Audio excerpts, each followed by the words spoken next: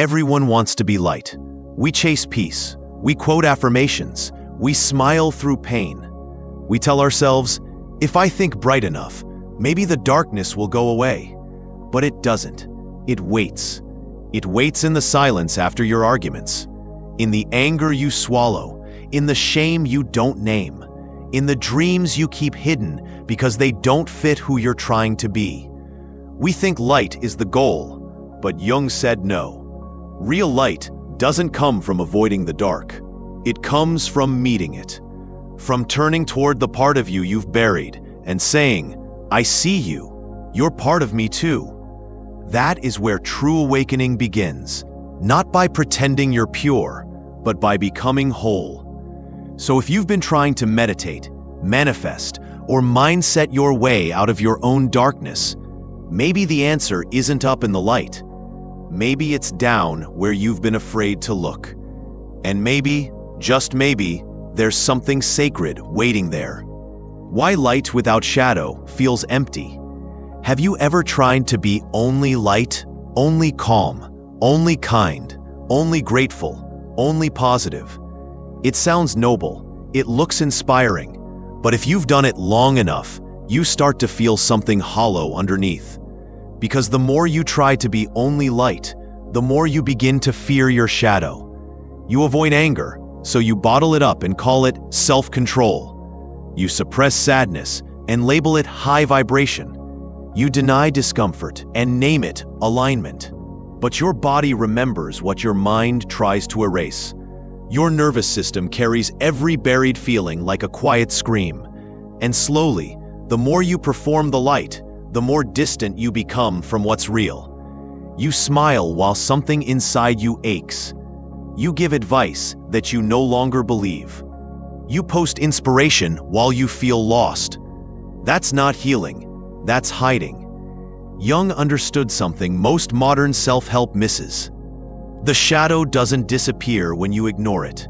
It grows, and the longer it's left unseen, the more it controls you from behind the mask. So if the light you've built feels thin, feels forced, feels fragile, maybe it's because it's missing the one thing that gives it weight: your truth, your wounds, your shadow. Not to glorify it, but to include it as part of your wholeness. What lives in your darkness? What's the one thing in you hope no one ever sees? The part you hide, the thought you regret, the emotion you judge before it even fully arrives. Is it anger, neediness, jealousy? The feeling that you're not enough, or worse, that you're too much?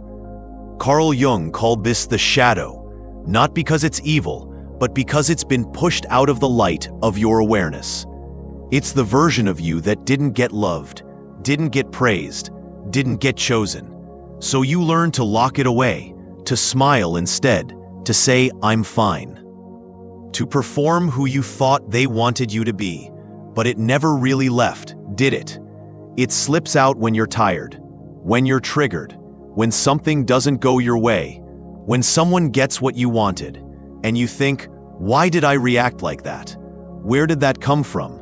It came from the place you swore to forget. But forgetting didn't work. Shame didn't heal it. Discipline didn't silence it. Because what lives in your darkness is not there to destroy you. It's there to be reclaimed, to be seen, to be integrated, to remind you, you are not just your light. You are your contradictions, your edges, your humanity. And the moment you dare to look inward, not to fix, but to understand, is the moment your darkness begins to shift, not into light, but into power. Jung's shadow, more than just darkness. When most people hear the word shadow, they think of something bad, flawed, dangerous, ugly. But Jung's idea of the shadow wasn't just about what's dark. It was about what's hidden. Yes, it includes the rage, the envy, the shame. But it also holds the things we once loved about ourselves and were told to suppress. Your boldness that was called too much. Your sensitivity that was called weak. Your weirdness that was laughed at. Your dreams that were mocked. Your voice that was silenced. All of that, all that wild, raw, honest self, got sent to the same place, the dark. Not because it was wrong, but because somewhere along the way, you decided it wasn't safe to be that real.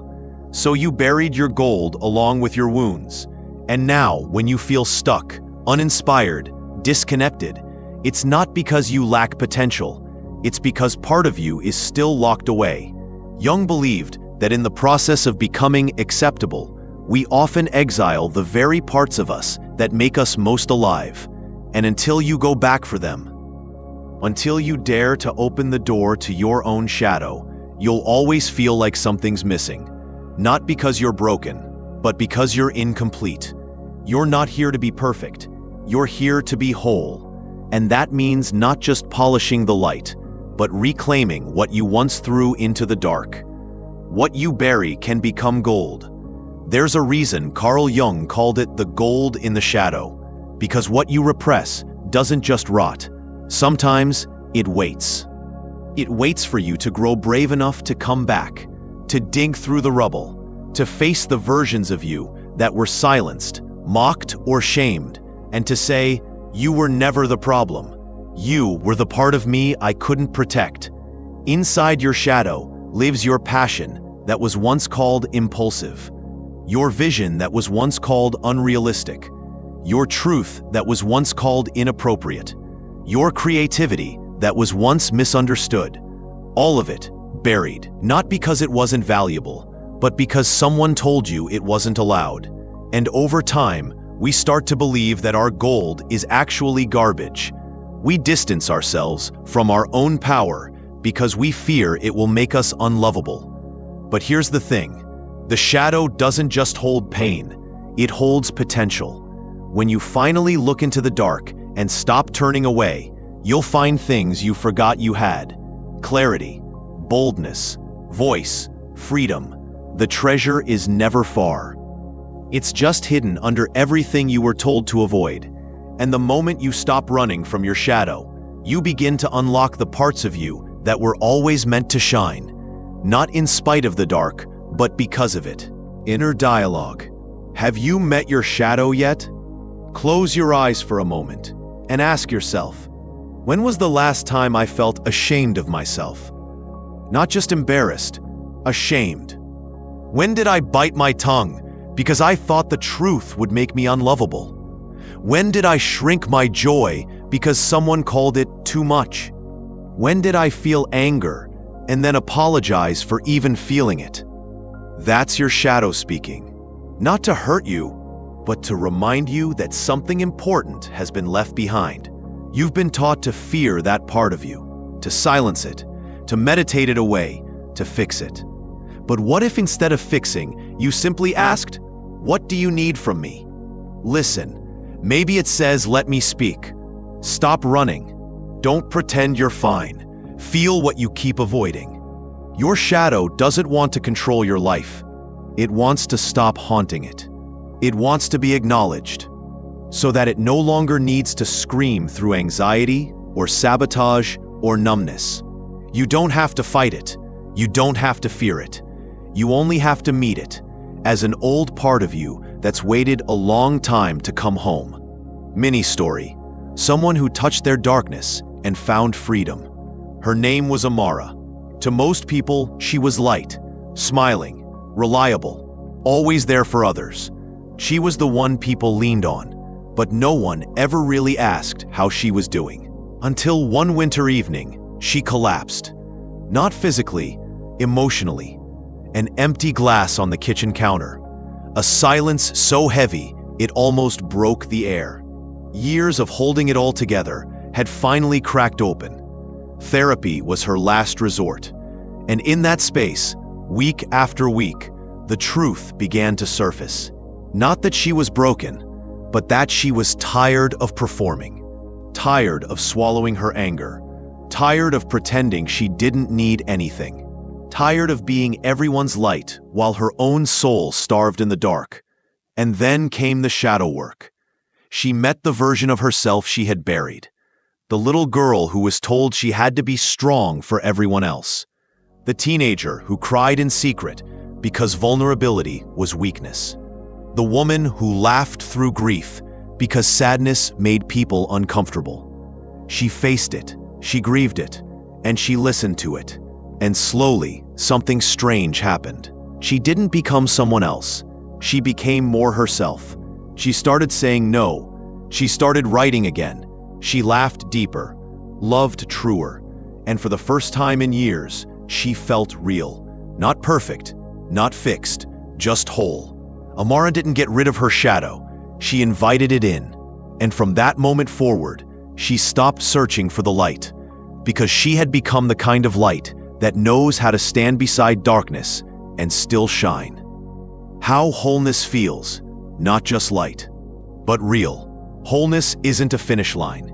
It's not a glow. It's not a trophy you earn for being endlessly positive. Wholeness feels honest. It feels like no longer needing to pretend, like breathing deeper because there's nothing left to hide, like knowing your wounds and walking with them, not away from them. It feels like the first time you say, "I'm not okay," and mean it, without guilt, without fear. It's messy, yes, contradictory, beautiful in a way that's hard to capture, because it's not performance, it's presence. To be whole is not to be pure, it's to be integrated. Where your grief has a seat at the table, next to your joy. Where your anger is listened to, not feared. Where your needs matter, not as a weakness, but as a map to your truth. Carl Jung didn't teach us how to escape the shadow. He taught us how to walk with it. To realize that the parts of you that once made you feel ashamed are often the same parts that make you feel alive. Not by erasing the darkness, but by allowing the light to fall on all of it. So if you've been chasing perfection, pause. Perfection is lonely. Wholeness is home. Now the quote feels different, doesn't it? It's no longer just poetic. It's permission. Permission to stop pretending, to stop polishing, to stop trying to be the version of yourself that makes everyone comfortable. You don't become free by erasing what's dark. You become free by seeing it clearly and choosing to love yourself there. The shadow was never the enemy. The enemy was forgetting that even your darkness deserved light. So the next time you feel something rise inside you, a sadness, an anger, a fear, don't rush to fix it. Pause, breathe, and ask, what are you trying to tell me? Because deep in that discomfort might be a part of you that's not here to ruin your life, but to return you to it, to your fire, your voice, your fullness. And once you've met your shadow, you no longer fear the dark in others either. You hold space, you listen deeper, you love more honestly. That's what real light is. Not the absence of darkness, but the courage to walk with it and still shine.